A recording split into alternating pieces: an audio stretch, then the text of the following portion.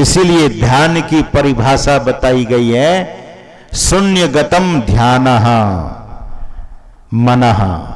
मन शून्यगत हो जाए तब वह ध्यान है।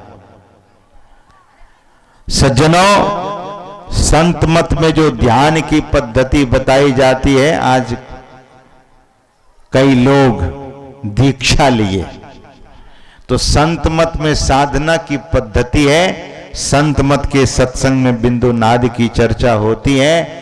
थोड़ी सी सद्गुरु महाराज कहते हैं, ध्यान करने के लिए जीवन में जागृति लाना पड़ेगा। We must be very conscious about our life और about meditation. Unless meditation is not going to take place in your life, nothing is going to happen in your life. Means what? You are not going to gain anything. कुछ भी नहीं मिलेगा जब तक ध्यान नहीं करेंगे। तो सद्गुरु महाराज कहते हैं, वह ध्यान कैसा है, किस तरह से करेंगे? तो सद्गुरु महाराज के वचन में आया है कि गुरु भेदी का चरण सेव कर भेद भक्त पा लेता है। सज्जनों, इस संत मत सत्संग का आयोजन में अगर इस बात को थोड़ी देर के लिए शांत चित्त होकर सुन लीजिए, जो करने वाले हैं, जो दीक्षित हैं, वे करेंगे तो लाभ अवश्य मिलेगा।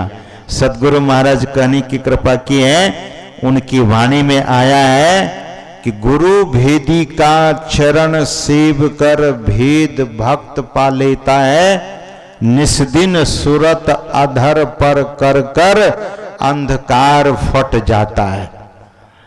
जो प्रतिदिन, निस्दिन, निशी मतलब रात, दिन मतलब दिवस, जो दिन रात अपने सूरत को अधर पर करते हैं, टिकाते हैं, अधराकाश पर। अधराकाश क्या है? पिंड ब्रह्मांड की संधि स्थली है। और सज्जनों, संत मत के सत्संग में अगर इस बात को नहीं बताया जाता है, केवल बाहर ही बाहर की चर्चा होती है, तो लोगों को जो लाभ मिलना चाहिए वो नहीं मिलेगा। इसलिए सद्गुरु महाराज की किसी भी वाणी को उठाकर आप पढ़िए तो वहां साधनात्मक बातें हैं, वहां प्रेरणा की बातें हैं, वहां ज्योति और शब्द की बातें हैं। तो सद्गुरु महाराज कहते हैं कि अंधकार फट जाता है अधराकाश पर, यानी पिंड और ब्रह्मांड का जो संधि स्थल है वो क्या है? आंख के नीचे पिंड है, यह अंधकार वाला भाग है। आंख के ऊपर ब्रह्मांड है, जो प्रकाश वाला भाग है। इसी दोनों संधि स्थल पर जो ध्यान करते हैं, निस्दिन सूरत अधर पर कर कर अंधकार फट जाता है। और सज्जनों, अनुभूति क्या होती है? आप सुनेंगे तो लोगों से कहेंगे ये पागल तो नहीं हो गया। लोग, एक प्रकार का नशा होता है, अमेरिका में मिलता है, अब तो सुनते हैं कि भारत में भी बहुत उपलब्ध हो गया है, ड्रग्स। और एक और नशा है जो बच्चे लोग एडिक्टेड होते चले जा रहे हैं, उसका नाम मैं भूल रहा हूं, स्मेक लोग पीते हैं, बच्चे लोग, पता नहीं एक पारा जैसा होता, कागज में डाल करके आग लगा करके पीते हैं।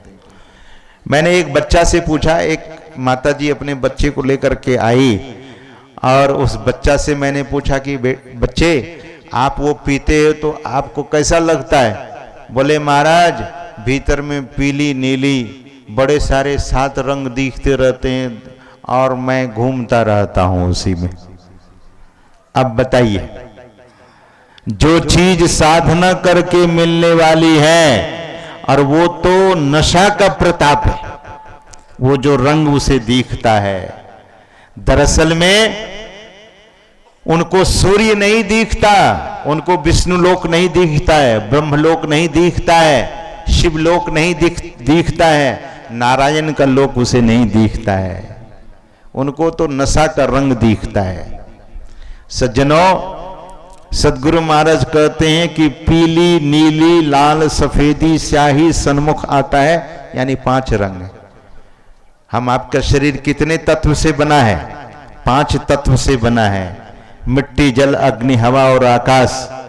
और इस 5 तत्व का रंग है और वही रंग भीतर में साधक को दिखता है। इसलिए सदगुरु महाराज लिखते हैं पीली, नीली, लाल, सफेदी स्याही सन्मुख आता है। छट छट छट छट बिजली छटके भोर का तार दिखाता है, चंदा उगत उदय हो रवि हो, धूर शब्द मिल जाता है, गुरु सदगुरु के चरण अधीनन अगम भेद यह पाता है।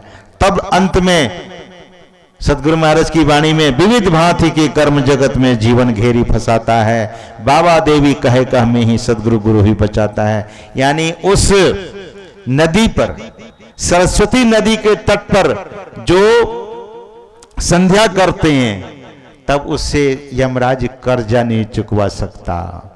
वे कर्म फल से आगे बढ़ने लगते हैं। कर्म फल अगर उसे मिलता भी है तो बहुत अंश रूप में।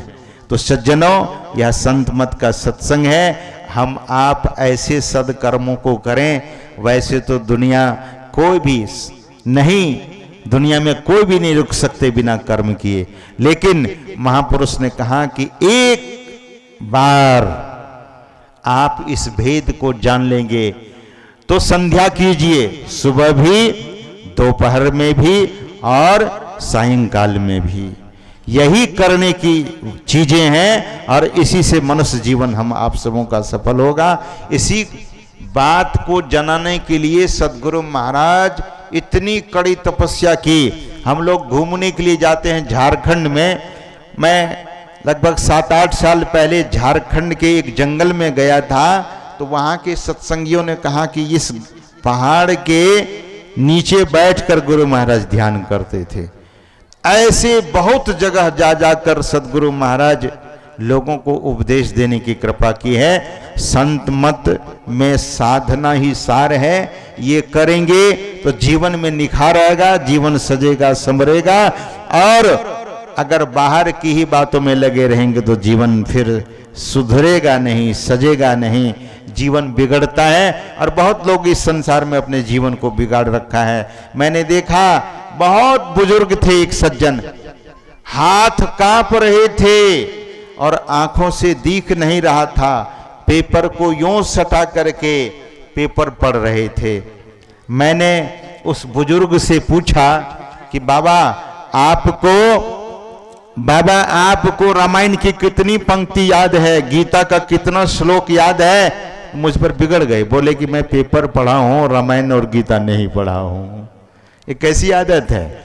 बुजुर्ग हो गए, हाथ कांप रहे, थर थर कांप रहे हैं, तो पेपर भी कांप रहा था, लेकिन फिर भी उसी में वे लगे हुए थे।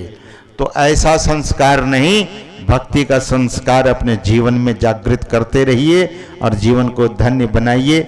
हमारे विश्व बंधु बाबा, इस कार्यक्रम में जो लोग हृदय खोलकर सहयोग दिए हैं, उनके लिए एक सम्मान पत्र उन्होंने बनाया है। साइज उसका बड़ा है, लेकिन बहुत लोगों को बड़ी खुशी हुई है। तो उन सबों का नाम वे लेंगे एक एक करके, और आप लोग इस मंच पर से सम्मान पत्र प्राप्त करें। आगे की सूचना आपको वही देंगे। इस कार्यक्रम में निश्चय ही थोड़ा बहुत विघ्न होता आया, लेकिन हमारे सत्संगी बंधु भाई और माँ बहनें बहुत सहयोग दिया है। तो आगे का जो कार्यक्रम है उन्हीं से सुनिए और अपने जीवन को धन्य बनाइए। एक बार प्रेम से बोलिए श्री सद्गुरु महाराज।